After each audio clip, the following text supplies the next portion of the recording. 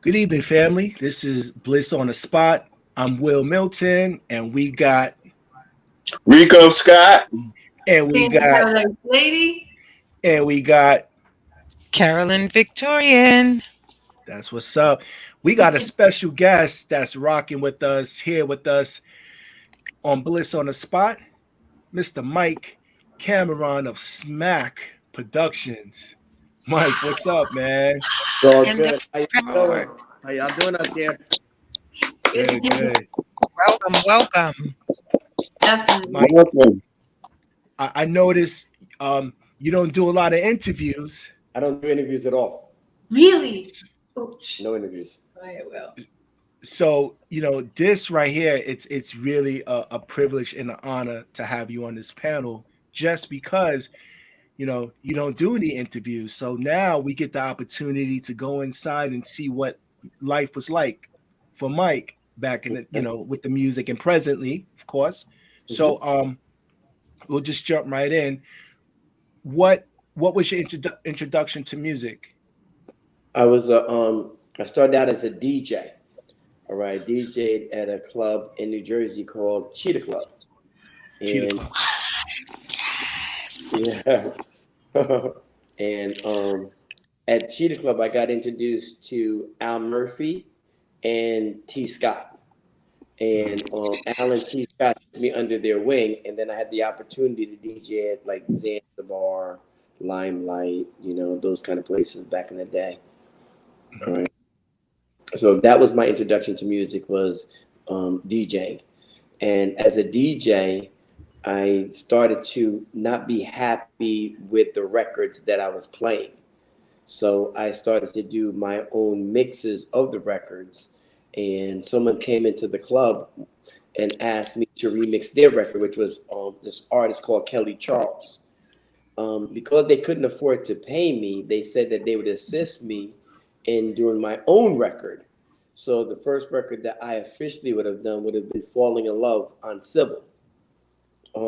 Sybil ended up performing at a club that I was DJing, and I heard her, and I knew her from before, and I asked her would she like to get involved in this opportunity, and she said yes. You don't see my name on the record because it's the typical music industry stuff. Yeah. But Sybil would have been my first discovery and the first record that I officially produced, Falling in Love. Now, you mentioned Kelly Charles. Now, Kelly, she was like the backup singer. Kelly was actually the main singer for James Bratton, and like I said, I mixed a record for them, and then Sybil was an artist that I brought to James Bratton. So you discovered Sybil. Discovered her I would say I introduced her to her first record. She was always gigging and she could sing, but the first opportunity Sybil had was me bringing her into the fold of doing Falling in So Love. you gave her first exposure. I gave her first exposure, and Merlin Bob was the first man on the radio. Wow. Yeah, Okay. Merlin broke the record for me, and and stories as stories are told, But I discovered Sybil, as you put it, yeah. Nice. So now, the Kelly Charles, that's the You're No Good for Me, right? Yep. Yeah. Those are very heavy records, not only on the New Jersey side, but the New York side. Yeah. Played at the Paradise Garage and Absolutely. stuff like that. Uh-huh. You probably heard my Wow. mix. Now, with the Let Yourself Go, I'm just going to show it here. I noticed that they gave you executive producer credit on the Let Yourself Go. That's Yes. okay. That's Sybil. That's now that was her follow up That was her follow. single. Yes, Okay. that was a follow-up. What year was Wow. that? 87. We're not gonna talk about those years. Ah, it's okay. We all was there. Really, right? Absolutely. It's So, okay. yeah. We all was there. Yeah, to me, that was like a summer song. Like whenever I hear that song, it reminds me of 87 in the summertime. Now that's James Braxton. That's his Yes. that's his production. Okay. All right. But you know, somehow, Mike, I always feel like your affiliation was more towards you know, Paul Simpson, like that whole No, what happened was after I did Sybil, and you know, things went as it went. I used to hang out in this record store called Movin', and Central Avenue. on Central Avenue, and there was a guy that used to DJ in there, and you know, and sell records. His name was Kevin Hedge, and It's so crazy. Full circle. Kevin said to me, "Mike, you really need to pursue this thing. You really need to do your own thing, considering what happened." And that was when I started Smack Production, based on Kevin's suggestion. So when I was smacking back, you know, I actually came up with that from seeing like a comic strip, and I saw two people kissing, and above the kiss it said Smack, and I just liked the way it looked. So I came up with Smack Productions. All right, with Smack Productions, I end up my first act would be a diva. Mm-hmm. Wow. a diva. But a diva, I didn't choose a diva. It's really funny because a diva came to audition for me, and I passed on the diva. And How come you passed on her? I didn't think she was ready, but this is what happened. It's amazing, right? Even though I passed on her, she came to every session. All right, you know, and the person that I chose was always late, didn't show up, and a diva was there. And it was really funny because I had gotten angry, and I said to a diva at the time, Pat Daniels, I said, "You know the record, don't you?" And she said, "Yeah," because she came to every session, even though I passed on her. And she ripped that song apart because she knew, and she was just waiting in the wings. And right after that, I dropped the other artist, signed Pat, and did In and Out of My Life. Wow. Mm-hmm. You know, and it's funny because when I did the record, I asked her what would she want to be called, and she said that she likes the name Adiva Townsend, and I said that's not going to work, and we cut it down to A Diva. All right, and every label passed on the Diva, except Easy Street Records. Mm-hmm. All right, Mike Gusick, he he went with the record. All right. And the record was very, very successful, all right, in the club scene. And we started to get bookings, and we didn't have a follow-up. So my girlfriend at the time said, because I don't know if you guys are familiar with Billy, Ain't Nobody Business. Of course.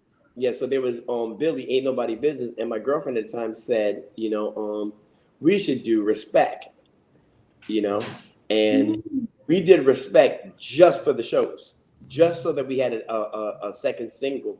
And coincidentally, the DJs recorded it, which was Tony Humphries. And Tony played our live version, and it started to take off. All right. So at the time, Smack Productions started to get hot. You know, we were doing a lot of stuff at Easy Street. And what ended up happening is this really, really a funny story.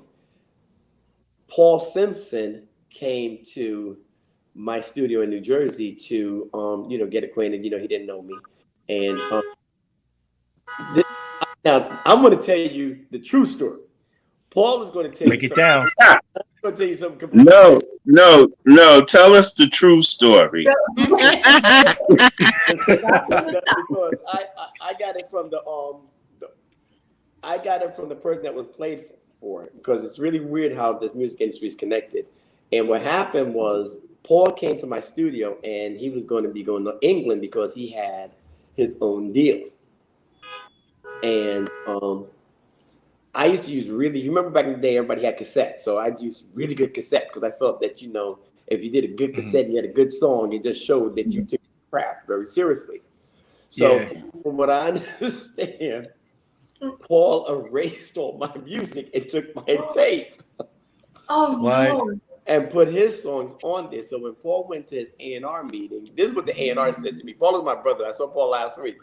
So the A&R said to me that, you know, they were doing Paul's album, and Paul did not, they didn't really like anything that Paul had at the time. So the cassette kept playing. And then all of a sudden, you know, like you record over a cassette and they'll be like blank. And then all of a sudden, whatever was there will start playing if you didn't record over the whole cassette. And then Respect started to play. Get out. Yeah. And the A&R, which is, you know, one of my partners to this day, ended up saying that he heard Respect and said, "What is that?" And they decided that they, you know, wanted to meet us. So me and my buddy Troy Patterson went out to England to meet them. You know, when we met them, they decided that they wanted to sign a diva, but they also wanted a diva to be on Paul's record Musical Freedom. And this is where the plot thickens.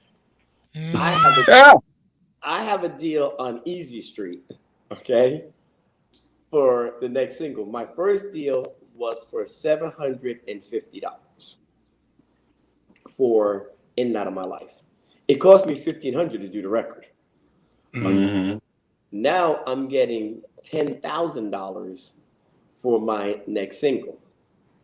And from Easy Street, my next single was going to be, let's say, $1,000. I just couldn't see that math. That math just didn't make sense. So we told Mike, all right, everything I'm telling you is all facts. We told Mike that she didn't want to sing anymore. And Mike gave me a release. But we were going back and forth that I'd already done the deal with Crystal School Tempo for Respect. Mixed the record, everything. So I needed this release. Mike gave me the release on, let's say, Friday. On Monday, my record was already being played because we had already done the deal. So they were playing it on BLS, you know, ATU, those stations. And Mike heard it. So Mike hit the ceiling. All right. Wow. He hit the ceiling, and Mike sued everybody. Me, the label, everybody. Oh, goodness. What? Yeah. All right. Because he felt that it was in his rights to get the second single. Yeah. Right. Now, at the time, I'm pretty hot. So I got one of the best attorneys in the country. Then we have the Crystal School Tempo attorneys. Now, I don't know if you guys know this. Mike Gusick is an attorney. Wow, I didn't know that. For Easy Street. Mike Gusick used to be, I believe, a polygram attorney. Oh, wow. What? Mike did not have any grounds because I had a release. Mike positively was going to lose. No lawyer would have taken Mike's case. Zero. Because he was going to lose. But was he really going to lose, considering my record is on the radio and my record is buzzing? Considering they're going to have to take my record off the radio and wait till we settle. I'm going to win, but am I really going to win? No, because you're missing out on your moment. That's exactly what happened, and that's what my lawyer said. That's what Crystal's lawyer said. So I give Mike not just the one single. I had to give Mike half of my deal. Damn. Okay. I was so mad considering that I had these top lawyers and this record company got all these lawyers, and this guy that was going to lose can do this, that Mike became my lawyer. Oh my goodness. Right. I told Mike, you're going to be, because if you can shake all these top people with your letter that no one else would have done, me and Mike are best friends to this day. That's why you're best friends still. Because as far as I was concerned, if he could have the audacity to do that and win, technically, That's what I needed to have in my corner. So Mike did all my deals after that. You know? Wow. I'm actually going to give Mike some records now. I love Mike. I love Mike Gusick. So, I mean, yeah, because prior to the Diva project, you did a lot of tracks for Easy Street. I did a lot of tracks for Easy Street. I do tracks for Easy Street all the time because Mike Gusick was the only person in America that believed. You understand? I go to every label in America passed on the Diva. All right. And I had to go to Europe to get it popping. I ended up having about 6 top 10 records with a Diva in England. I did a Diva's album for like $40,000. The album ended up it's crazy, right? At the time, everybody was getting $250, $350, $400. I did the whole album for like it was either $30,000 or $40,000. Wow. Wow. All right, so hold on, Mike. I'm gonna share something here. Just tell us who are some of the peeps in this this footage right here. That's a Diva, of course. But there's some other people in this video. I hate this video. Really? Hate it. That's me in the back. That's Paul Simpson. And that's Troy Patterson. They it's funny, right? They didn't have any extras, and they wanted, because they really knew who Smack Productions was, they wanted me and Troy to be in the video. So we had to be in the video with shoes. Like at the time I wore like a size 10. And the shoes that they put me in was like a 7, and Troy wore a size 11. And look at Troy dancing. Look at Troy. I always send this video to Troy just to mock him. I told Troy he's like a runaway slave. But Mike, that's you in the glasses, right? Yeah. In the black frames? That's you? It's funny, but I used to wear glasses, and what I used to do when I would travel, I'd always buy, and that's Carmen Brown. That was Paul Simpson's girlfriend at the time. And I used to always buy frames every country that I went to. That was my thing. Look at me. I'm looking like a damn fool. Yo, Mike, I gotta say, when I used to see you in the office, you look like a lawyer. Like I couldn't, like when we first met, I couldn't tell. Like, is he a producer, a lawyer? Because I knew you was a businessman, but you always had that. I went to school. I was going to go to school to be a lawyer. My parents were so disappointed that I didn't do it. My DJing and my music career took off at such an early age that I never transitioned back. But I helped 2 sisters go to law school. Wow. That's what's up. So that was Musical Freedom, which was it seems like it was inspired, huh? It was a candy statin sample, and what they wanted to do was they wanted somebody to sing it. So what they figured that they would do marketing wise was team a Diva up with Paul. So a lot of people initially thought that a Diva was Paul's act because Paul would be one of the first producer artists. You see what I'm saying? Like a lot of people don't realize, what you see today didn't happen back then. So Paul would be one of the first ones to really have that kind of career. Yeah. Yeah. So what ended up happening is, sorry, I know I got it off the camera. But what happened is that Paul needed a feature artist, and they pretty much used a Diva as that. So in the marketing, a lot of people thought that a Diva was Paul's artist, and Smack Production was Paul Simpson. It was kind of confusing because when the video came out, it looked like the connection was with Paul, but then when the Respect album came out, it was all Smack. Yeah, but Paul has been a mentor, and Paul has been also a very good friend because, if not for Paul, there probably wouldn't be a Smack Production because I was a major Paul Simpson fan back in the day. Yeah. So for the fam who don't know who Paul Simpson is, he's the one that had that hit song. I think it was 86. You don't know? Or yeah, 85. Let me tell you what's so funny, right? I saw Paul last week, and I sampled Paul's record, Serious Intention, You Don't Know, to do a new hip hop record with it. So I'm doing a hip hop record with that sample that's going to be probably coming out top of the year. Mhm. That's a famous hook. That I use Yes. that. I use That's that Zanzibar song. Yeah. That's my guy. Paul's my guy. Yeah. Now, Mike, in the beginning, who were the main members of Smack? Yeah. Okay. Well, it's really weird. All right. One of my mentors, all right, would have been Kevin Hedge. All right, and one of my mentors would be Cedric Guy. Cedric Guy was part of Fly Guy, and Cedric was the guy that like kind of taught me the business. All right, made a lot of introductions for me. So the main members initially in Smack would, of course, be me.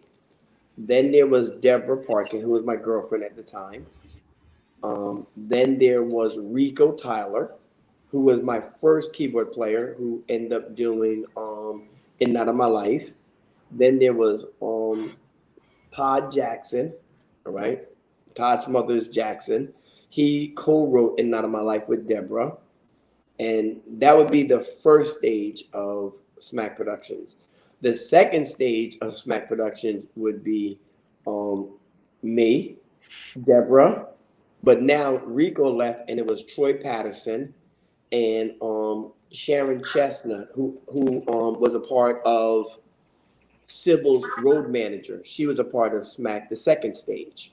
I'm talking about the evolution of Smack Production. The third stage of Smack Production, all right, is when we came up with the concept of mental instrument because we wanted to revitalize ourselves because everybody thought that, you know, since we were Smack, that we couldn't do the real hot current things, all right? And then that stage was me and Eddie Perez, all right, and mate Ivan Chevedes. We were the that evolution. Mate went on to do Romeo Santos now, and Eddie went on to do Toby Love. Mm-hmm. Okay, and that would have been the second stage. That was the second. The third stage. But you know, at that point, you know, there's Leon Neal. Leon Neal is doing the writing. There's Kitty Cat, Janet Rushmore. She's doing writing. There's Michael Wofford. There's Kay Wise at this point. You know. All right. Now, also, you also had Goody and Healy. Oh, I'm sorry. I'm forgetting the most important people. Goody stayed around all the way to. Goody's my cousin. I took Goody for granted, actually. Goody was around from the beginning till now. You know what I'm saying? Goody doesn't necessarily do music now, but Goody's always a part of Smack. All right. Healy, I met Healy in the fourth stage of Smack Productions. That's me. Damn, you found pictures. That's me, Goody. I didn't even know there's these pictures that are out. So wait, so Mike, where are you in the picture? I'm going wearing the hat. Okay. Eddie's the one in the middle, and Goody's the one at the end. Okay. Mm-hmm. Yeah. So that's the third.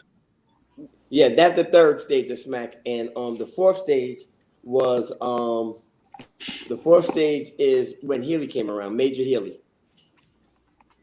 Mm-hmm. So but Smack has always had this evolution, you know. We're like the Temptations, you know what I'm saying? A lot of different members. A lot of different members, you know, between Temptations and Wu-Tang Clan. Yeah. But now, Mike, is it safe to say when Eddie comes on to the production team, the sound changes drastically? Yes. How come? Because it's really weird, all right? Eddie didn't know anything about dance music. Nothing. All right. Eddie was a Latin musician, and I took Eddie to all the clubs with me, all right, and told him because I need a keyboard player, and I brought Eddie around, introduced Eddie to people, and then Eddie got the culture during the time of Rogerettes, and Eddie got a vibe. So what I did was tell Eddie that, you know, to make it honest, add his Latin flavor to the music that we're doing. So if you listen to the stage of Mental Instrument Smack, it was very, very Latin influenced. Used very, very, because I always wanted our sound to be very honest. So, you know, like Troy was into R&B. So if you listen to some of the earlier Diva stuff, it has an R&B vibe to it. If you listen, Eddie was involved in a lot of Michael Wofford. And if you'll notice, there was a lot of Latin chords with Michael Wofford. Yeah. Yeah. It became more bouncy. Like, I mean, of course, you stuck to the Jersey sound, which I feel like it's Mac who really, is the sound of, like, when people talk about that New Jersey house sound, it's Mac. With Blaze, of course, and others. Yeah, but we all work together, so it ended up becoming a major fusion because at one point we put together this thing called a coalition where we were all working on each other's projects. Wow, I didn't know that. Yeah, but yeah, Eddie's a monster. Eddie's also one of my best friends. You know what I'm saying? I see him in Florida. We do business together. But Eddie now does primarily Latin music, and he's actually pretty successful with it. He had a hit song with the I forgot the singer, the Latin singer, Lumi D. Lumi D. Eddie did that. Yeah. Now, how would you describe the Jersey sound?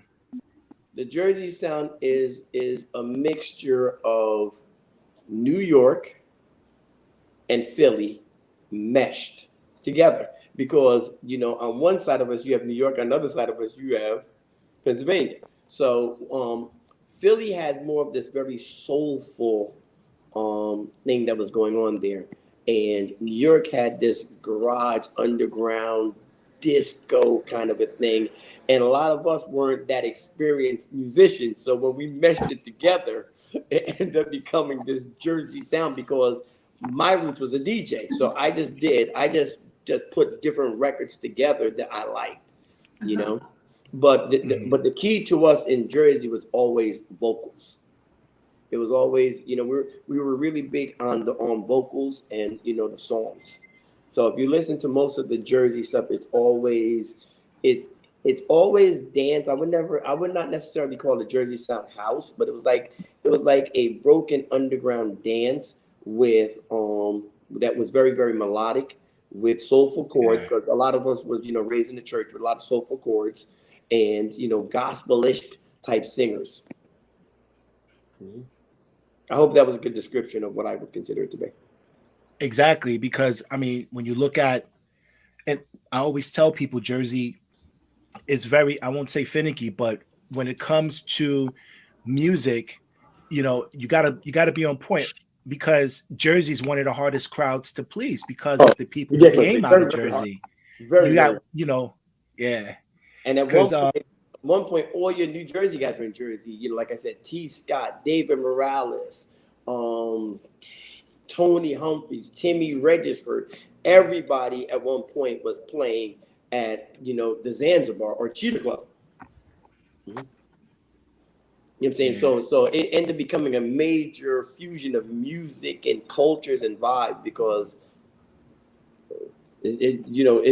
our audience, the audience was just so finicky that if you weren't at the top of your game, you weren't going to get people to dance, people weren't going to buy, people wasn't going to vibe. Gotcha. They'll let you know. Positively let you know. It's a very hard crowd to please. Very Jersey, hard crowd. always say. What how do you feel about the Jersey crowd now, or the Jersey house scene today? I don't think there's a Jersey house. I think there's a Jersey classic scene where you have a lot of old heads, and everybody gets together for these festivals. The biggest problem I think with the scene or the music is that the kids never got into it. You know what I'm saying? So it didn't get to evolve. You understand? It kind of died with the generation. Now it's the Jersey club scene is more like a Baltimore kind of a scene. You know what I mean? These kids are not into like the soulful house that we used to do. It didn't, like when I started, I was young, then I was in college, so it was hip hop and dance, but as things transcended, the kids kind of, pulled away from the dance scene as we know it and just went more hip hop. So there's not really a Jersey dance scene like it was when I was DJing. So you think maybe the roots the roots of that Jersey culture is gone, being replaced by maybe a subculture? Yes, but what it is that it's all about also the education. Like when I was coming up, I looked up to your T. Scotts and your Larry Patterson, your Larry Levans, your Frankie Knuckles. All right. So me being the young kid to these guys, it was easy for the music to evolve because I now introduced this music to a young audience, a college audience. All right. Mhm. After me, it's not like you had someone to come and pick up the baton that was young to keep Right. that thing going. So you have your Wayne Williams and they come out and they DJ, but they're not DJing for 20s. They're DJing for people that are 40, 50, 60. You see what I'm saying? It's not like the Mhm. kids are really coming out and getting into it, but there's a major dance scene here, and they call it Jersey Club, but it's similar to drill. It's similar to the same stuff that they're dancing to in Chicago, as well as to what they're dancing to in Baltimore. Gotcha. But it's not the It's soulful interesting. house stuff. Yeah. Mhm. Mike, under the Smack umbrella, who have you worked with? Who have I worked with? I've worked with Jamanda, Blaze, Keisha Jenkins, Roland Clark, 10 City, Colonel Abrams, In Vogue, Diana Ross, Gerald Levert. Wow, that's a lot. I've worked with a lot of people. Nice. Now the Michael Waffe. Well, tell us a story. Tell us about the Roger S and the Michael Waffe story, because it's funny because Roger S has a different sound. Like he's coming off that Strictly Rhythm Love Dancing, but that Holding On, which was a big Shelter anthem, it seems like it was a production by Roger. But can you tell us a little bit about that? All my stories are always a little weird, and people are going to hate me for my stories. What happened was, once again, I was a DJ. I love dancing, loved it. All right, I used to murder in the club, and Roger was coming up, so I reached out to say to Roger, let's work together. And we know how things can be. It was a lot of I'll be there on Tuesday, then Thursday comes around. I'll be there on Friday, then Monday comes around. It was a bunch of that. And me and the Smack guys, be it Cedric Guy at the time, because he was really a part of Smack at one point, Goody, Eddie Perez, Leon Neal, we did Holding On. And Roger wasn't there, but I told Roger that we would do it as a collaborative effort. And when Roger finally came, the record was already done. So what Roger did was Roger changed the drums and he changed the bass line, okay? And Roger mixed it. And I basically said to Roger that we'd go 50-50 on this project. And I forgot all about the record. Roger brought it to Timmy. I didn't bring it to Timmy. Roger did. What? And Timmy started to play the record, and the rest is history. Yeah, but I believe we did that one together. All right, and then Louis did Michael's Prayer. Okay, and then we did Love for Two. I'm saying, so Roger did one more record. I remember the record that Roger did. But Roger did one more record on the project. But a lot of people credited Roger for Michael Wofford. What, for the Michael's Prayer? No, a lot of people credited Roger for Michael Wofford because Roger blew up right after Michael Wofford. But you know what it is that we at the time we had gotten a little polished. That's why we started really go more into Mental Instrument vibe, which Mental Instrument is nothing more than instrumental spelled backwards.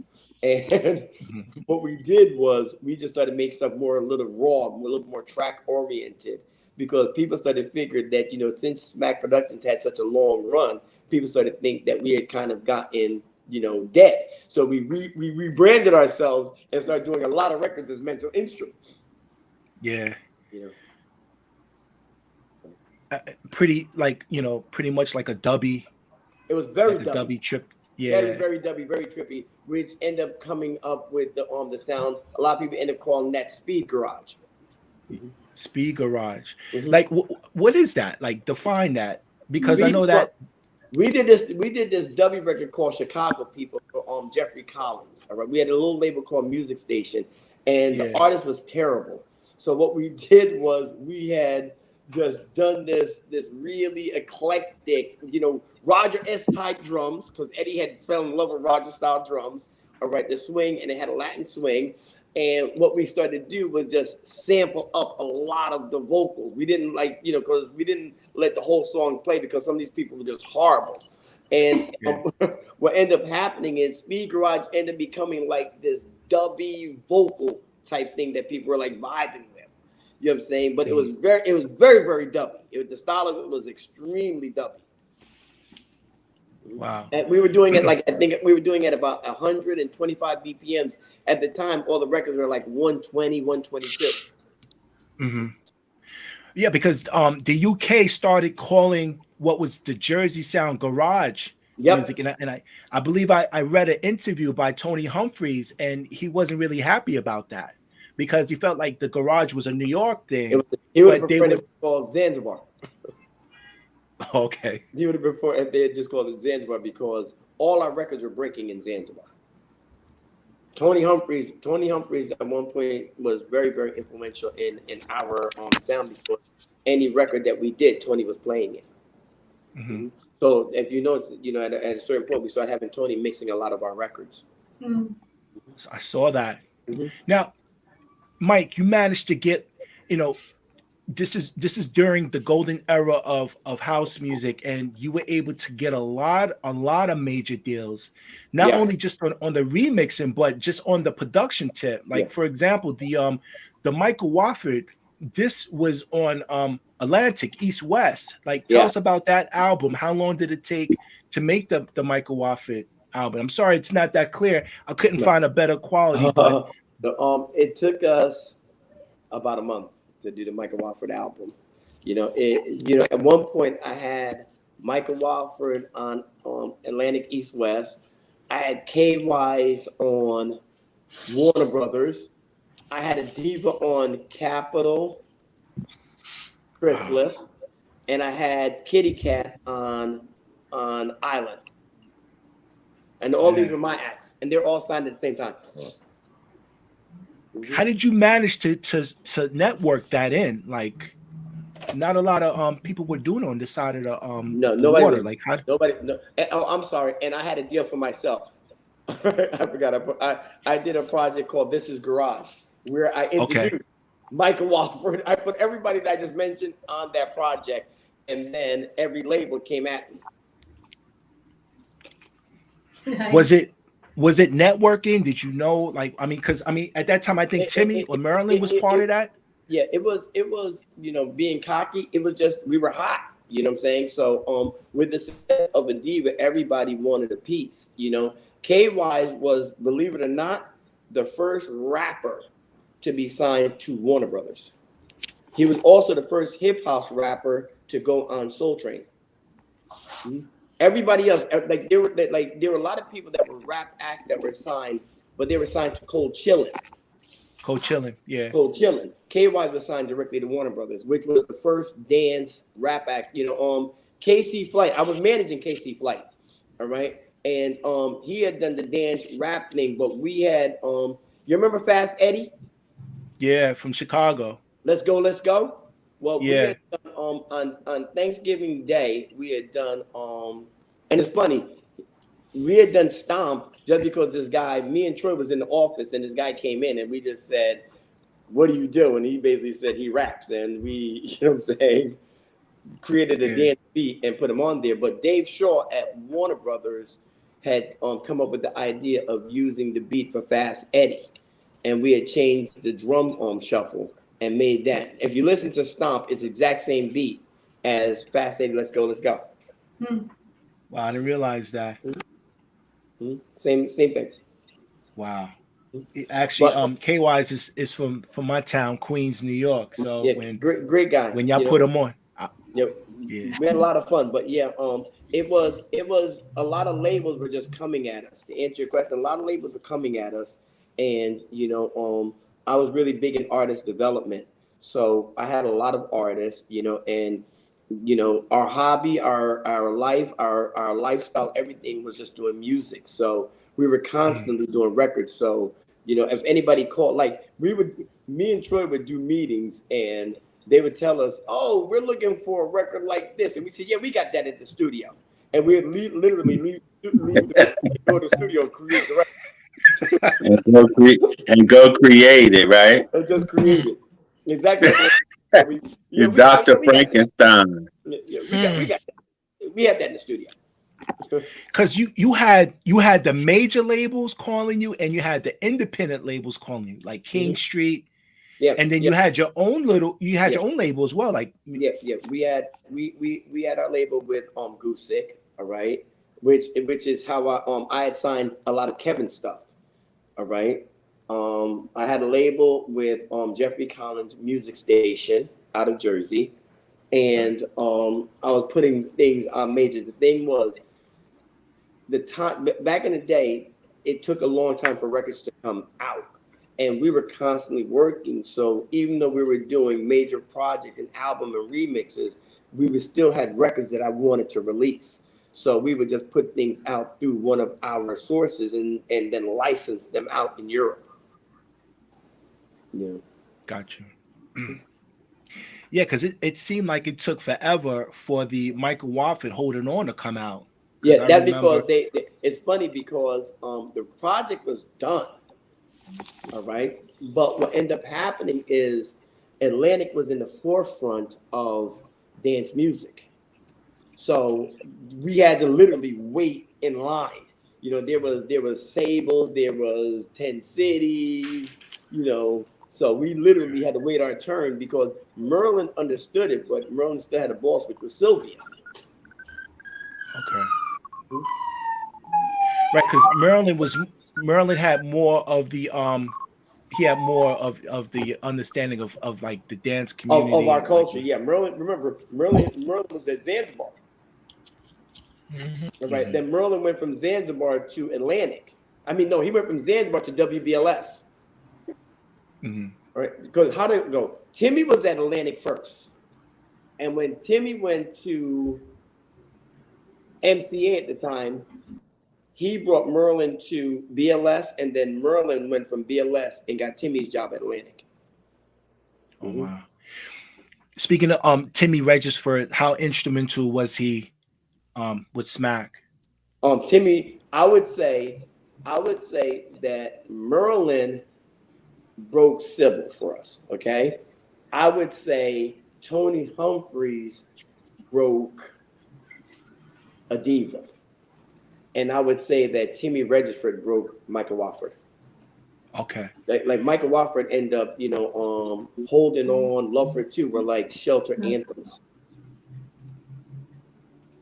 Speaking of shelter anthems and some other songs or projects that you've done that also took a long time to come out, I have to bring this into the mix.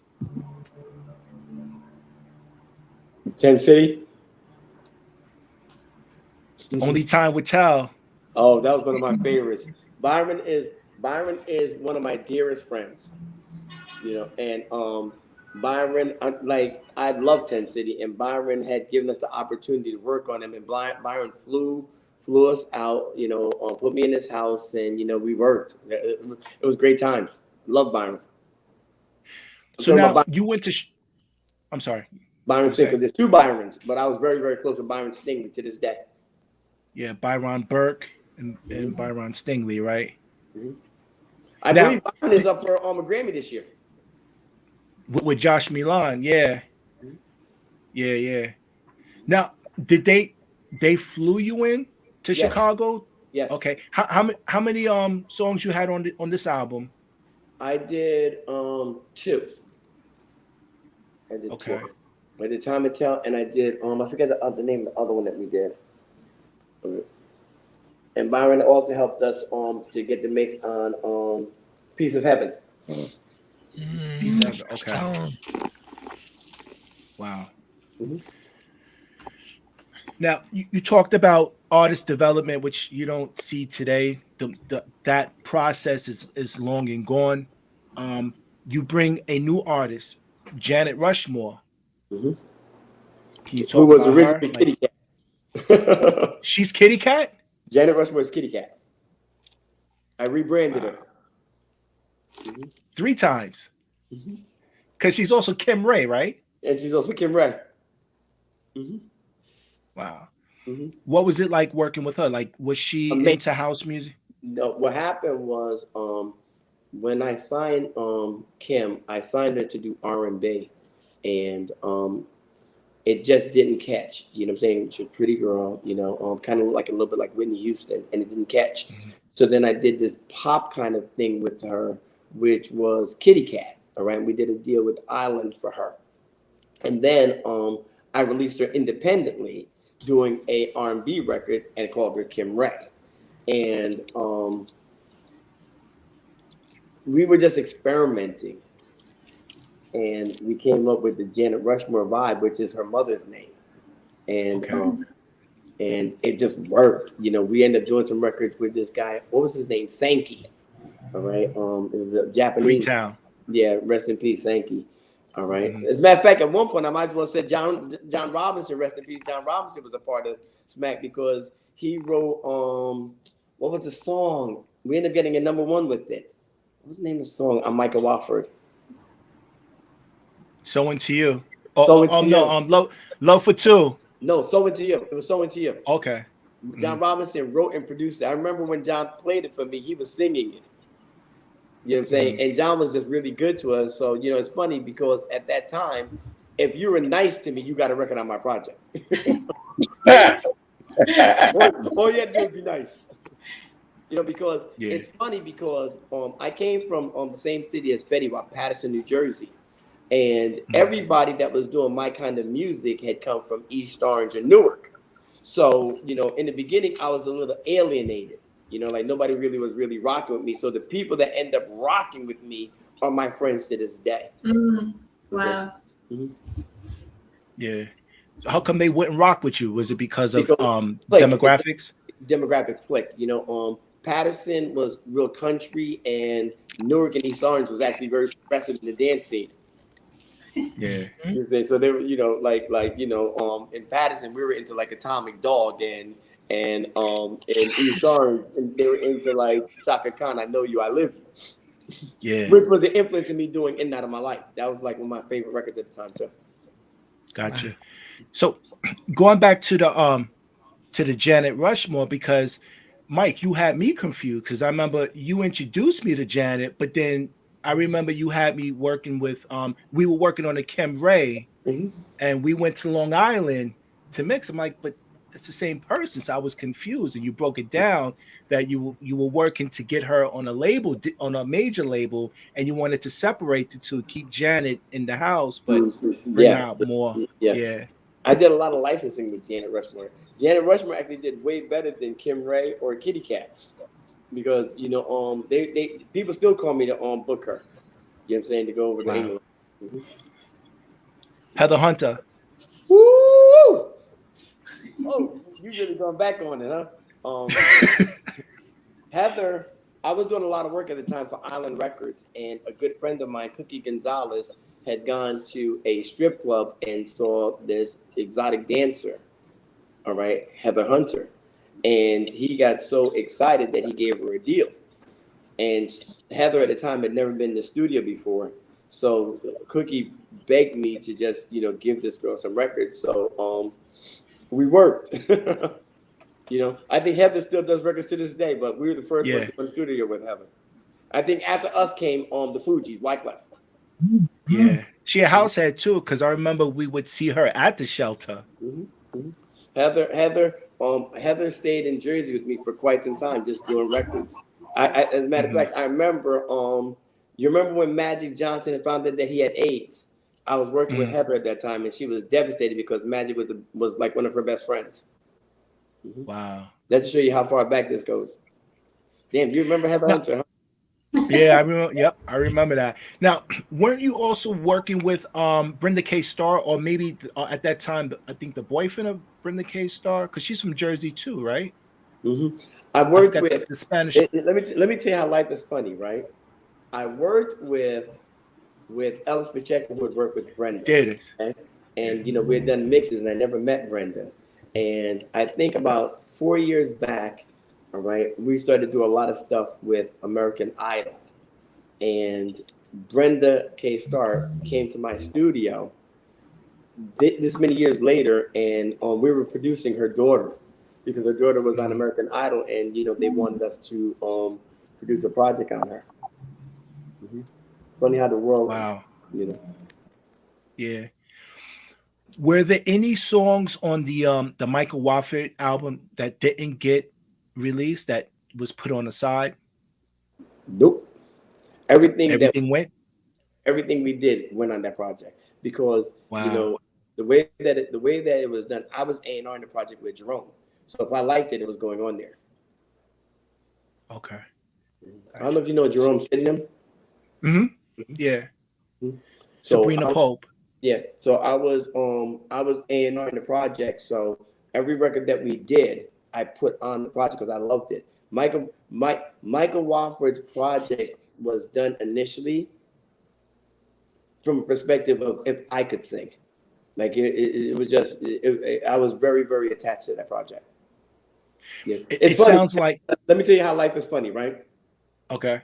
My ex wrote all the songs, a majority of the songs for a Diva, the In and Out project. All right, she wrote damn it all the songs, and all the songs were based on me, like Promises and just everything. She wrote it, and we had broken up, and I wrote damn near like A&R and pushed every song on Michael Waffe, which was, you know what I'm saying, a vibe based on what happened between her and I. Wow. Love for Two, she was listening to people, holding on, it was just a bunch of things. Sorry. If you listen to Michael Waffe project, it's definitely me speaking out. So every song on Michael Waffe's project was very important to me. So y'all should have stayed together. No, we shouldn't have. Yeah, I mean, not for your benefit, but for ours. Because we did benefit. Mike, on the my first mistake, the Michael Waffe, I think. Who's the female vocalist? Sable Jeffries.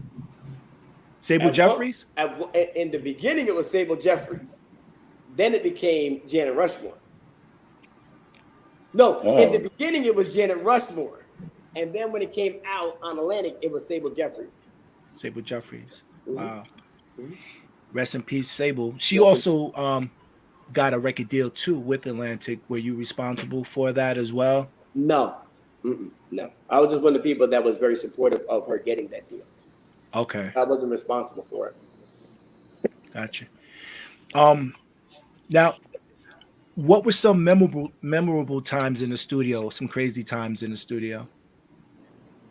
Crazy times in the studio is when I was doing the Diva project, and remember there were so many members of Smack, so I hired Dave Darlington, which happens to be, at the time Dave was doing Paul Simpson, Dave was doing Louis Vega, Dave was doing Backroom, all right. So he was like the go-to engineer.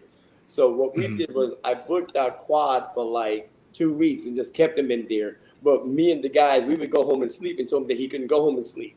So if we were like tag teaming him, you know what I'm saying? It would be like one would stay there until 10 hours and the next would come in, and Dave was just like he couldn't take it no more. This was just like slavery. That was memorable. All right. All of the Diva project was memorable because we did it really quickly and we were so young. We had no concept of really how to do this, and the money was so short that I had to build the studio to get it done. And then what we did was we asked for extra money so we can go in the studio and mix it. Like if you listen to Respect, we had done Respect in my studio, all right? Okay. And when we did the remix version of it, which would have been the original version that you would have heard, they hated it because it didn't have the same grit of my studio. You know, Mhm. we couldn't What master that original demo sound. sometimes the demo sounds a lot better than the polished version, you know. That's why you Absolutely. keep both. Now, was this music station where you did the a Diva, or did music station come later? Music The station. studio. Okay. Music when I had gone overseas and are you guys familiar with Soul Soul? And Soul Yeah. Soul had a hub, a headquarters, and I loved it. Mhm. So we created the music station based on, you know what I'm saying, Jazzy's vibe.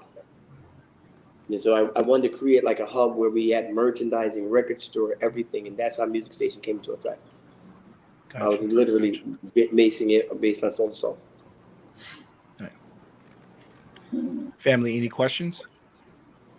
Yes. With all this music, do you sing? And you know, it's funny. I pride myself when I sign people because I remember I was producing Eddie Stockley and Kenny Bobian. All right, Eddie Stockley. Wow. Eddie Stockley and Kenny Bobian did all the backgrounds on my first Diva project, and I would tell them how to do some of the parts, and they would curse me out and say to me, "Why should they listen to me when I can't sing? I can't sing, and I can dance." But you know, but the one thing that I credit myself with is that I have an ear of a DJ. So you know, I always did music from the perspective of what would my audience dance to. You know what I'm saying? So I think that made up for my lack of musical ability. Mike, so when you wrote songs, say for like Atlantic, or wrote and then maybe write songs for King Street or Dig It, did you find you had to change hats? You had to attack the project from a different perspective, being that Completely. how hard is that? It's very difficult because what would happen is that they when you did stuff for a major, they wanted it to be polished, all right, because they wanted their records to be commercial. And then when you did records for Dig It and King Street, they wanted it to be underground because they wanted it to be authentic underground music.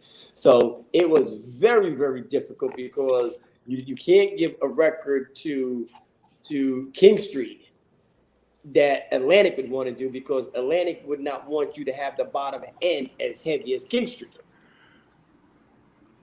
Okay. So you had to be bipolar But believe it or not, it was fun. or It was fun. tripolar. I have a question. Just listening to your life story, how many waves do you think you rode thus far? How many waves have I You rode? know, when you peaked, when you started out a Diva and y'all peaked, the wave was tidal wave, then you jumped over and you peaked Okay. at this. I'm going to give you all my waves. I was a light man, DJ, promoter. 3 waves, Right. right? Which kept me in tune with the music because each experience helped me. It was an education. You know what I'm saying? It was like being in college. All right. You progressing. I became a producer. I became a remixer, then a producer. Okay. So that's 5 waves. Then I Right. became from that I ended up getting discouraged with artists and I became a consultant. That's the 6th wave. Right. Then after I Right. became a consultant, I became a publisher, which is the 7th Right. wave. All right. Right. And now I'm going back into artist development again. This is my 8th wave. I was getting ready to say, didn't you miss one? But that was the one I was waiting for you to say. The artist development. Yeah. So with all of that, are you passing on any legacy? Like, is there anybody that you're mentoring I mentioned a to bunch of keep people. Like right now, I have a very, very successful publishing company. You know, presently, I own a company called Water Music, and I have a media artist development company called Sloppy Vinyl. All right. So with my Water Music, I have publishing on Lionel Richie, Dua Lipa, PNB Rock, a bunch of people. Right now, one of my writers is nominated for 4 Grammys. All right, so we're pretty current. And then with my sloppy vinyl, I'm developing a young man called Only John Mez. I have R&B Hunter. I have a bunch of artists there. Law, Tink. You know what I'm saying? That these are young artists that are doing more of the current hip hop, R&B pop stuff, and I'm mentoring them. So yeah, I'm leaving a legacy. Just a major legacy in artist development. And I've transitioned to be able to utilize social media very, very effective now. Right. Yeah. So I constantly evolve. So when you started, did you ever think that you would land here? No. Did you ever think this was life? No. I thought I'd be a lawyer. Mm. I thought I'd be a lawyer. All right. Well, we're glad you're not with all those great songs. Thank you. But it's been fun. I still enjoy every day. Because with my company now, I'm very respected. I still deal with a lot of my friends. Like Troy. Troy is a publisher also, so he's doing stuff.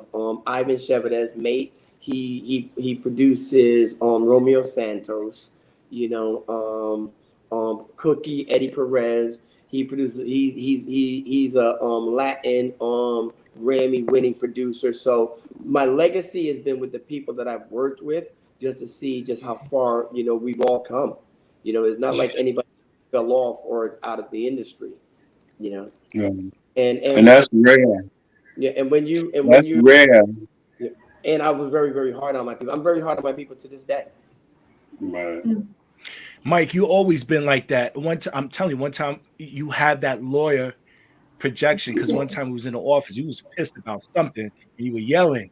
I don't remember what it was. I just remember Eddie came in with his mixes, but then in the other office, something happened. You was not happy. And I'm still that way now. I'm still animated. Yeah. Man. And then when the music goes on, he changes up. He's like bopping. I'm like, oh shit. He's just yelling. What happened? The music is my Wow. Like there's this one record that I cannot get enough of. The record is old, but I just love it. It's this record called Donnie, Cloud9 on Quentin Harris mix. This record is just amazing to me. Like I can hear this record a million times and not get tired of it. I listen to this more than I listen to my stuff. Well, it's got that smack, bounce, and swing in there. So Quentin told me that he was a fan of what we did. Yeah. How many songs would you say you would have in your catalog? In my smack catalog? Yeah. At least 500 to 1,000. Ooh. Wow. In my smack catalog, absolutely. Wow. Did you sell your catalog or do you still own it? No, but it's funny. Goosey was talking to me about that yesterday, about me selling my catalog. It's funny because Defected had wanted to buy my Michael Wofford, and they were giving me good money, but I couldn't get it out of Atlantic. Wow. But I have a lot of songs. Out of all the songs that you've touched, what's your favorite smack song? Woo-wee. What is my favorite smack song? Oh, this is gonna get me in trouble. Love for Two. Don't tell Michael Wofford. How come? Huh? How come Love for Two? Because mentally where I was at when we did that song. It was during a breakup, and different people were inside. If you listen to the song, it's my story. Oh wow! If you listen to that song, it's my story. Somehow his story. But somehow, some way, the women attached to that song, because like when he towards the middle, towards end, when he starts doing his ad-libs and he's like almost like he's crying. The women love it because they want the men to say those things. That's right. To them. We found love. Yeah. We're gonna sing. So, Mike, what are you doing these days other than working on your publishing?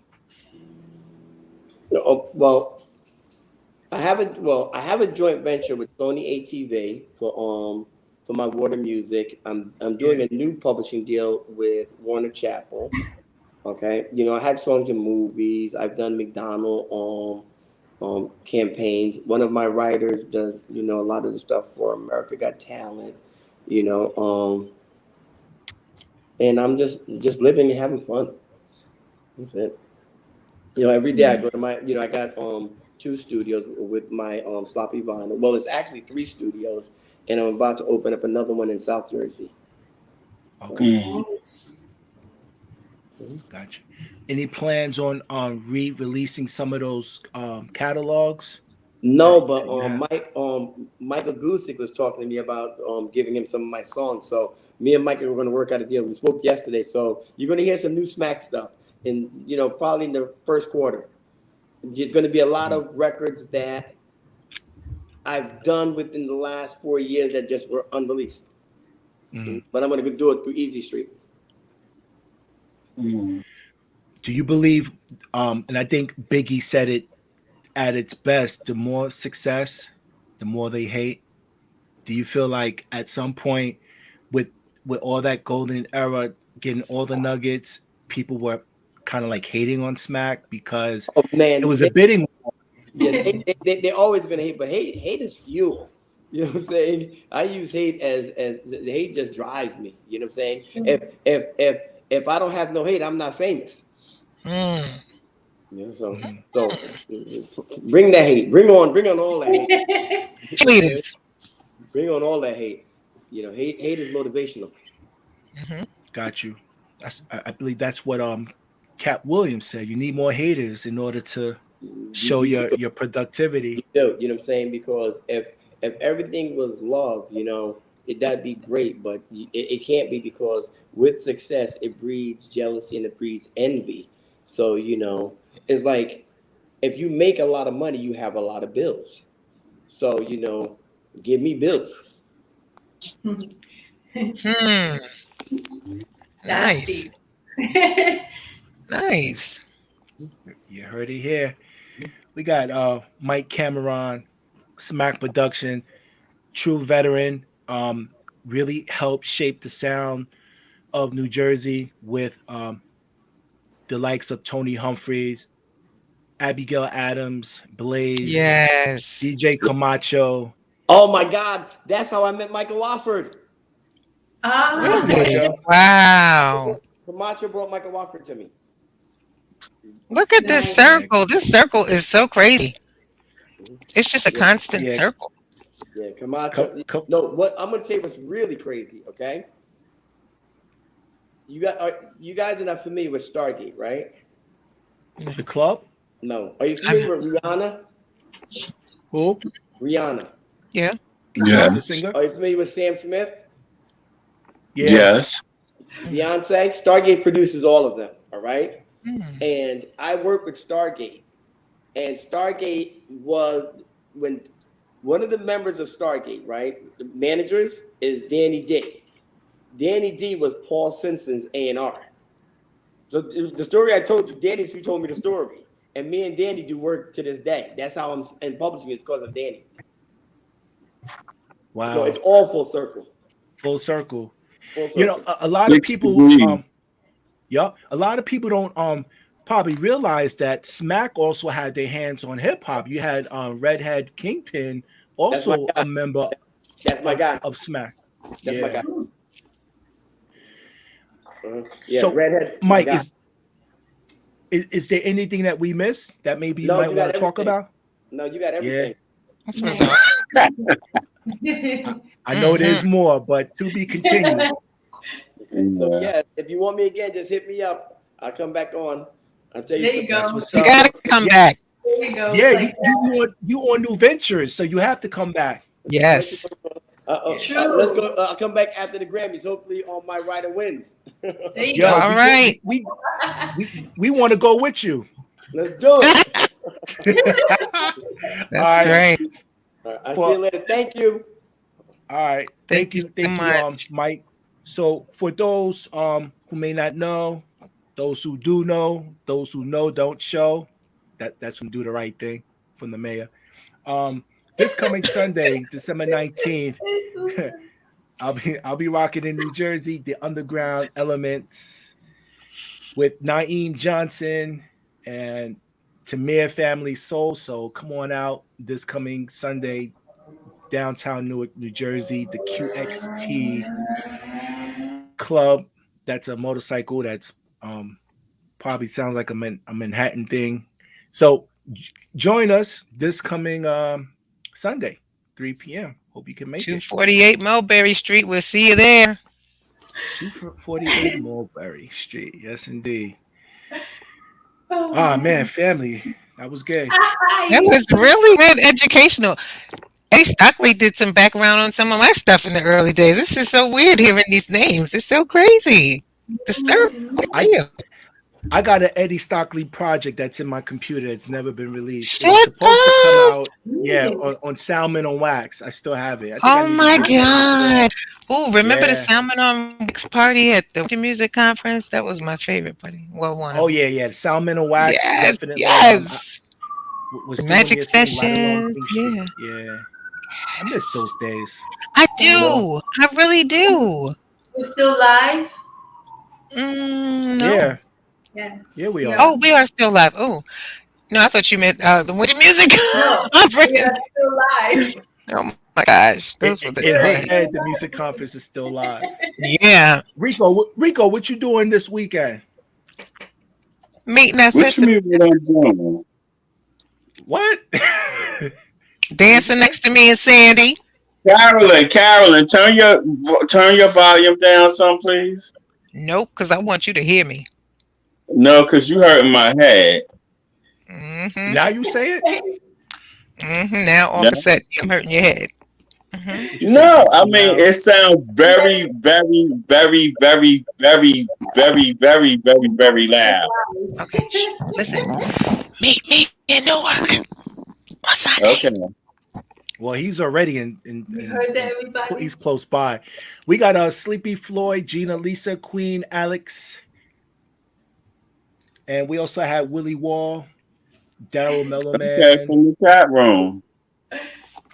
Yeah, so we had quite a few Lisa. people in the chat. So Mike talked about Easy Street and Mike Gusick. He'll be joining us in January here. So I guess it'll be a bridge to Smack and Blaze. So it's kind of like a series if you look at it, with the whole Jersey. Yeah. 6 degrees. You know what I'm saying? It's 6 degrees. 6 degrees or 56 degrees out today. No, 6 degrees of separation. 6 degrees of Mm. That's why they say it's called 6 degrees of separation. What I found amazing about his story was that most unique to him or unique to what he told us is that you ever heard the saying that the people that start with you won't necessarily go with you through your path. Yeah. And in his story, Yeah, it's true. basically most of the people he worked with in the beginning, even though they had success in different areas, they did parallel go with him the rest of the path. In other words, till today, he's still working with some of the same people he worked with 30 years ago, which is very rare. That is completely rare. Yes. Completely rare. He's the first time, and I've listened to a lot of people's stories. That's why I asked him about how many waves he had, because to me, waves means when you peak and you lull and you peak and you lull. But you could do it in different aspects. And like he said, he had 7. But everybody he said he worked with basically from his beginning, he still works with now. I've never heard nobody. And I mean, out of some of the most successful people that have achieved accolades, they don't bring the people that they started with them through their path. But just He's imagine a what that trust must be like. He's an oddity. Of course, it's hard. So Bliss on the Spot family, you hear that? You heard it here first. Got to keep that connection. And that was the objective. Hopefully, with Kevin Hedge and Josh Milan, getting them back together. And if not musically, You know what I'm saying? But at least just that connection, keeping that legacy, you know, because they all, It was there you know, for a created reason. a movement, you know. So you're right, Rico. Like I think somebody said it, doesn't mean that they're gonna go on this legacy. Doesn't mean they're gonna continue with us. It just means they're gonna walk with us on a different way. Yeah. A different block. And they don't all have to succeed in the same way. Like, even though they're still parallel in their successes, they don't have to succeed in the same way. Like he says, one person is over here doing A&R, this over here is doing this, he's over here doing, you know, talents, and this person that America's, but they all succeeded. Right, Yes. right. You know, he didn't say, well, you know, Joe Bob, who started with us, is on Skid Row now, or so-and-so is homeless now. Everybody he came up with is still at the same level. That's even though they like, not necessarily. Go ahead. I'm sorry.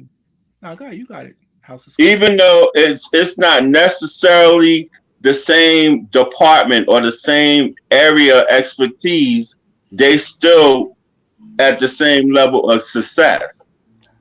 So when they look at each other, they could say they knew each other 30 years ago when they all was, you know, stock boys. Yeah. You know, that's almost like Prince. When, you know, when Prince had Prince, then Prince in the Revolution, then Jimmy Jam and Terry Lewis went their way. Morris Day went his way. You know, the Rosie time, Gaines, all of that. New Power Generation. So it's like he branched them off. Yeah. So yeah, he allowed them to succeed at the same time as he was succeeding, but not necessarily staying on his same path. Just like they sprouted out. Gotcha. But that's a rarity, though. That is such a rarity. And now I can understand why he don't do. Now I can understand why he don't do interviews. Yeah. But as much as it is rare, it is refreshing to hear something like that. It is so refreshing to hear of people that actually just keep lifting each other up. You know. Mm-hmm. That is so. Because it's so uncommon. It's so uncommon. Especially in the industry where it's a gimme for me, and I'm not ready to share what I have with you. You know, it's like my understanding of an industry is like a community. You can't have a community if you don't share. Right. You know what I'm saying? So yeah. But definitely another thing I found which I only discovered when Kevin Hedge was telling the story of him and Josh and Blaze about these people developing new artists who weren't really new artists, they just changed the name. He's the second person I heard to do that, where he's still using the same artist, but to get a different flavor or different acceptance, he changes their identity. That to me was like, wow, kaboom! Yeah, this is just changing we're gonna change Rico's name. Change it. If it's gonna put me in a different venue, change it. Yeah, but he's also like tapping into a different side of the industry, like something that's what I'm saying. Exactly. That is just genius. And that's just to show that this person, like what most people, has different sides to them, but he's physically and actually utilizing it. Yeah. You know, like, oh, I know this one could sing R&B and jazz and this and that, but I'm gonna have Carolyn sing her R&B side as Carolyn. I'm gonna have Carolyn sing her jazz side as Victoria. I'm gonna say, you know what I'm saying? But it's the same person. Yeah. Just like Shades of Love. Well, what we gonna do?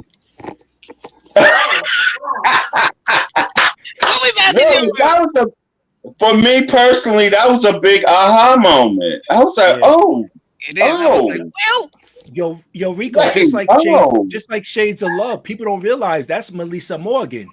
What? Yeah. Well, I knew that. I knew that. Yeah. I knew that. I knew that for years. By the way, Carolyn, Gina Lisa is in the chat room. She's saying happy birthday. But yeah, that's Melissa Morgan. Thank you, sweetheart. Yeah, I knew that for years. That I did know. Wow. Just like people didn't know that Luther Vandross was changed. If you listening to the voice, you like, okay, this guy, I heard this guy before. And now I'm hearing him as Luther, but that ain't where I heard him. Go back into your albums and whatever, play the record. You be like, oh shoot, that's the guy. Yup. For him to say that Brown in a life. Exactly. But him to say that he did that, consciously did that on a number of levels, that's like an aha moment for me. One person in 4 different ways. That is amazing. On 4 different labels, as 4 different artistries. Yes. Mm-hmm. Like, whoa. Come on, Rico. What's your other name? I have to develop it. Let me.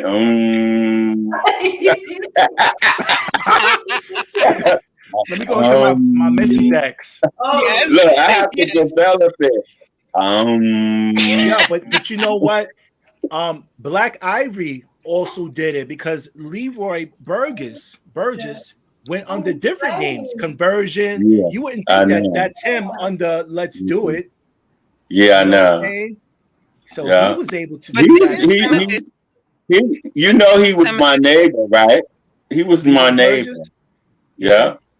But when I lived in Left Rack City. Oh, wow. When I lived in Queens in Left Rack City. These name changes also happen as a result of being shelved.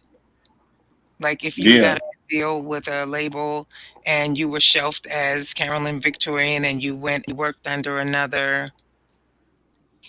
Didn't some of this stuff happen back then? Yes, it did. Yeah. But these people was given total different identities. Like he said, she came in as Kim. Then he used her as Kitty Cat, but then they used her mother's name, and that's what blew her up. That's the one that blew her up. Mm-hmm. I was like, wait, and it was the same person? Are you serious? I'm just saying he used that. That's why Rico's going to change his name. What'd you say, Sandy? That's why Rico's going to change his name now. But he used it for good. Used for something that wasn't so good. Wow. Flip side of the coin. He used those things for good and prospered from them. But those very same things happened that were like a negative for a lot of people back in the day. It was like a common thing to get shelved. If you didn't if your first track didn't make it and you were signed, they weren't going to invest anything more. You sat on the shelf. So your name was like dead. You could use it, yeah. So yeah, I'm just saying he just took all of these things that he made lemonade out of lemons. He just did. It was just it. It's good. It's a good marketing strategy. Yes. Just like Tent City, their first name was Ragtime. That was their name. Oh, I didn't know Ragtime. that. They could Ragtime in my. They didn't go by Tent City at first. So piece of heaven, that's my soul. That was the joint right there. Well, I'm just saying that was an aha moment dance for me. For anybody on that song, I don't care who you are, because I ain't even. And that's the thing. Just putting Mike on the show because a lot of people don't realize that we dance to his music and probably don't even know that it's him. So matching the face with the works, now you know the name. Because of that, because of using interchangeably different names, not knowing that he was part of Sybil. So if you didn't have this happen today, I was still saying, who is this Mike? And you notice I didn't ask a lot of questions because there's a reason for it. And it was just all of these ahas coming at us like, shoot, this is crazy. And Patterson, nobody in East Orange knew. That was another thing. That was another thing that I was enlightened on too, because like I told you, I was a party goer. I wasn't part of the production of parties. I didn't know people that owned the clubs. I didn't know cliques and I didn't know who made what record. All I did is like the record. I didn't know what it took to make the record. I didn't know who it took to make the record. And then to hear him explain to me, because like I said, I came here from the South and just fell into this whole house music, underground, whatever it was called. I just loved the scene.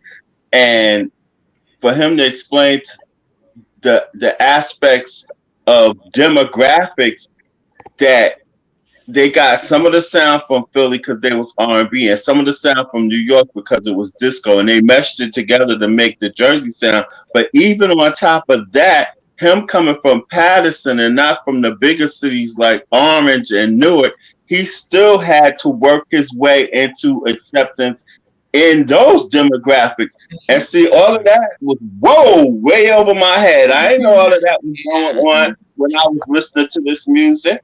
Yeah. Anybody so he even gave me, he enlightened me on that too. Because I was like, oh, you was from what, South Jersey or somewhere? Well, then he's like, Philly was their R&B, and because I partied in all of the cities that he named, I partied in. And just by coincidence, I identified the difference in the music when I went to each city. So I could tell you, like, if I hear a song, I could be like, oh, that's that DC funk, or that's that hard Chicago house. Or R&B is coming out of Philly. New York is always going to give you disco first. You can lay whatever you want on it, but it's disco to start with. I could always identify those things, but he clarified it for me. He clarified it. He's like, oh, okay. Okay. So that's how you gotta do that. See, there is segregation in the music. Huh? Did you ever get to the Cheetah Club? Cheetah Club. The moment he mentioned Cheetah Club, a spark went off in me, and I thought of you. As soon as he said Cheetah Club, because see, I only knew about the Cheetah Club in Jersey because you told me about it. But see, I went to the Cheetah Club in New York on 23rd Street where Nicky Ciano was the house DJ.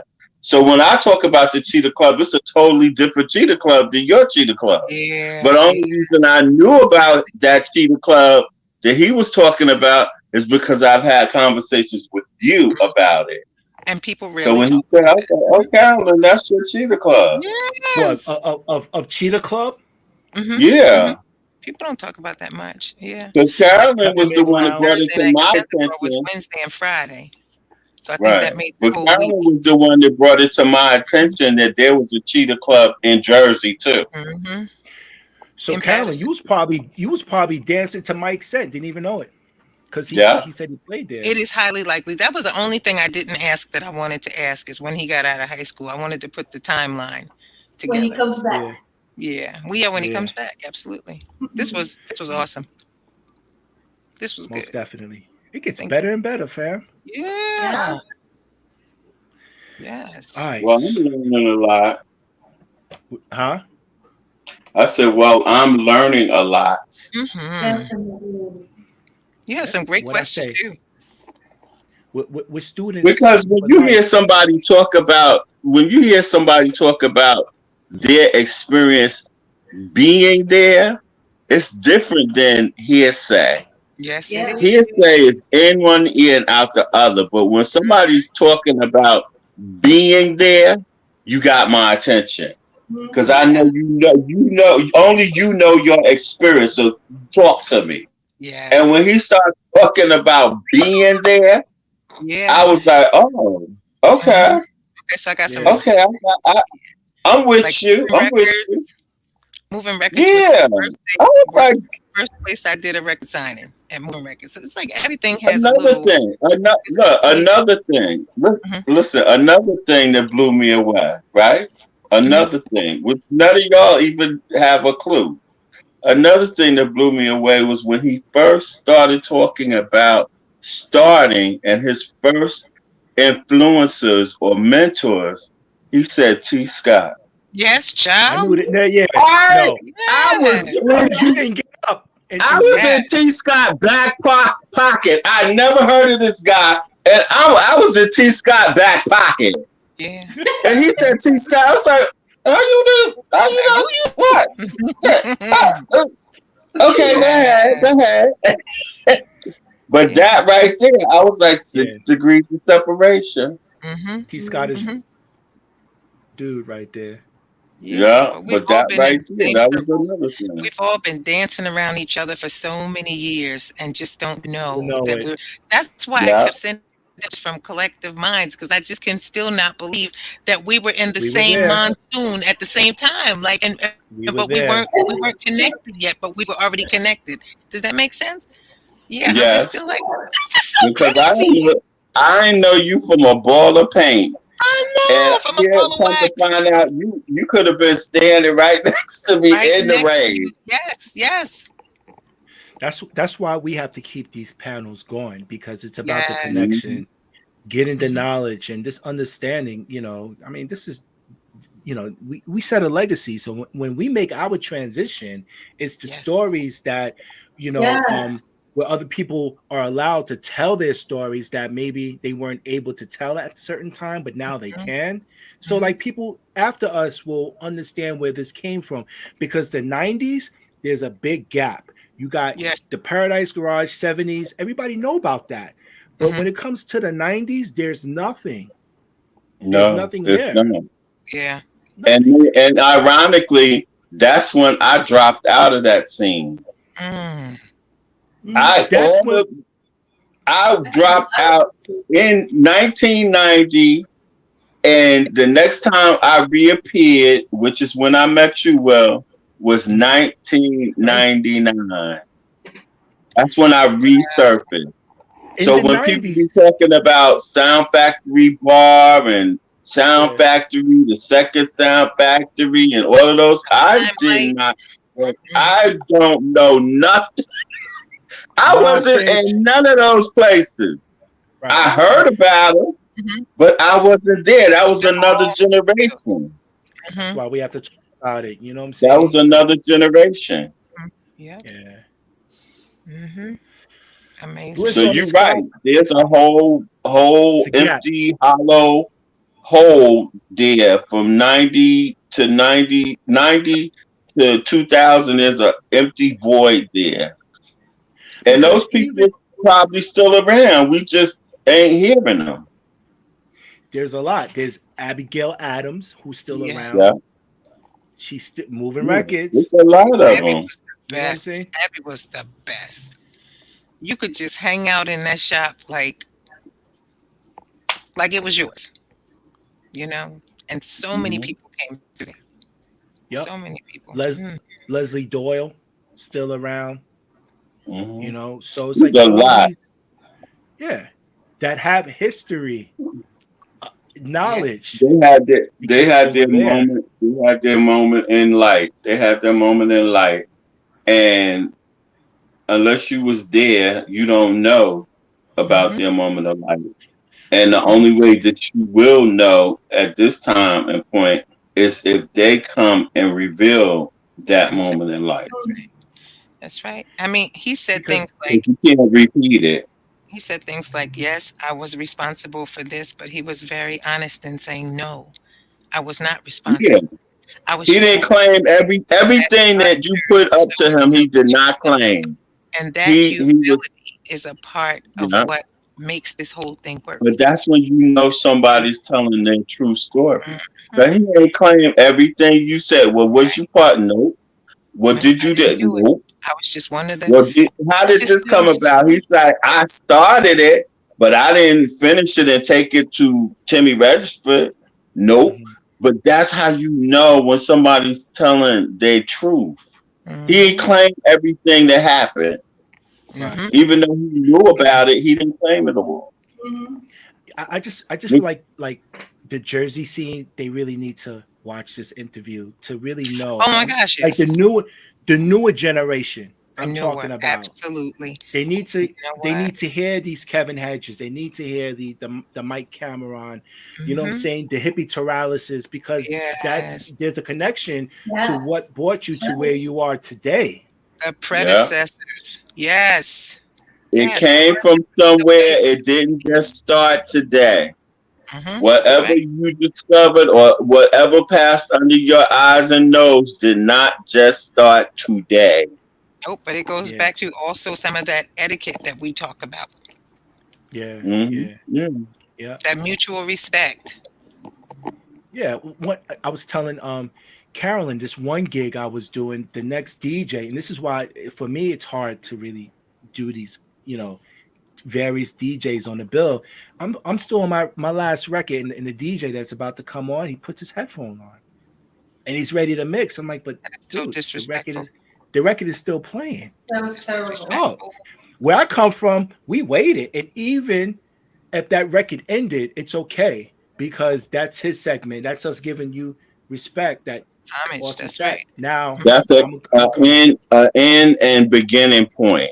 It's a designated end and beginning point. Well, it's Yeah. supposed to be anyway. Mm-hmm. Yeah. So But that like Well, that's etiquette how is it getting used. That's lost. how it used to be.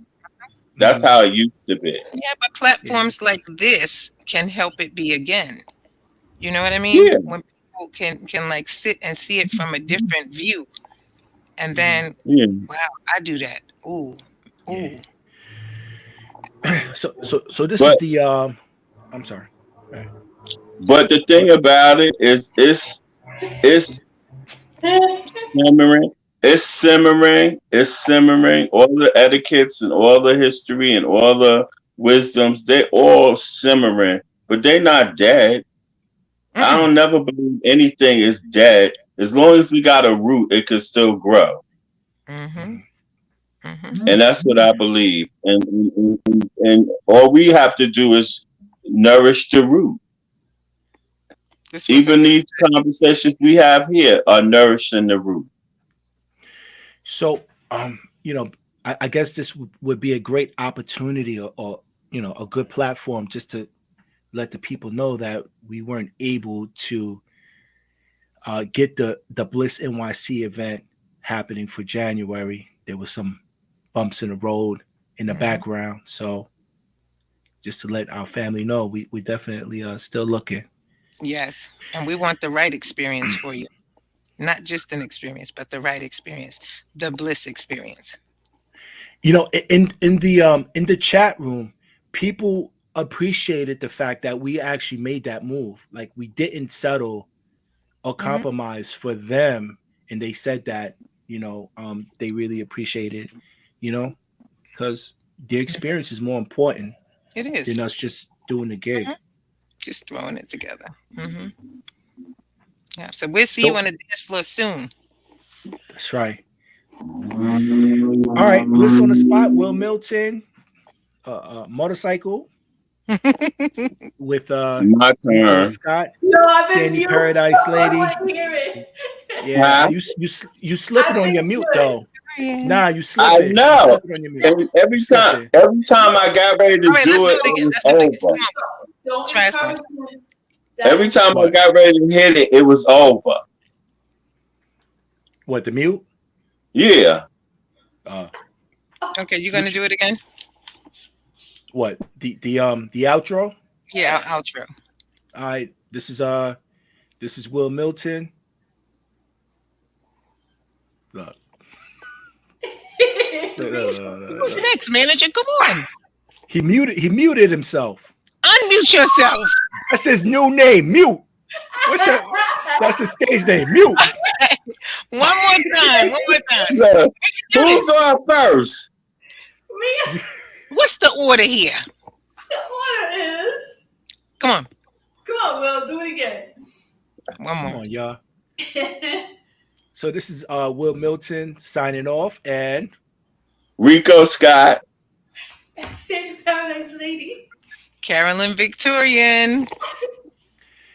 Coco couldn't make it today, but she's always with us in spirit, so giving a shout out to Coco as well. Yes. All right, so we out. I think somebody asked. I think Gina Lisa asked. Yeah, we'll be there Sunday, most definitely. Gina Nice. Yes. at the Sunday New Jersey event. So, all right. So Cyrus, you playing again in Jersey? Yeah, we going back. We going back, man. Yeah, Rico. We going back. So you know what this Put is. me on your list. Put me on your list. you know what this is. Uh-huh. Yeah, we're gonna be out there, and it's gonna be really, really special, y'all. Mm-hmm. It's already really special. It's gonna be special for real. So definitely come out, family. See you It's there. already really special. Have a wonderful evening. Yes, indeed, family. We out. That was a good one. Mm-hmm.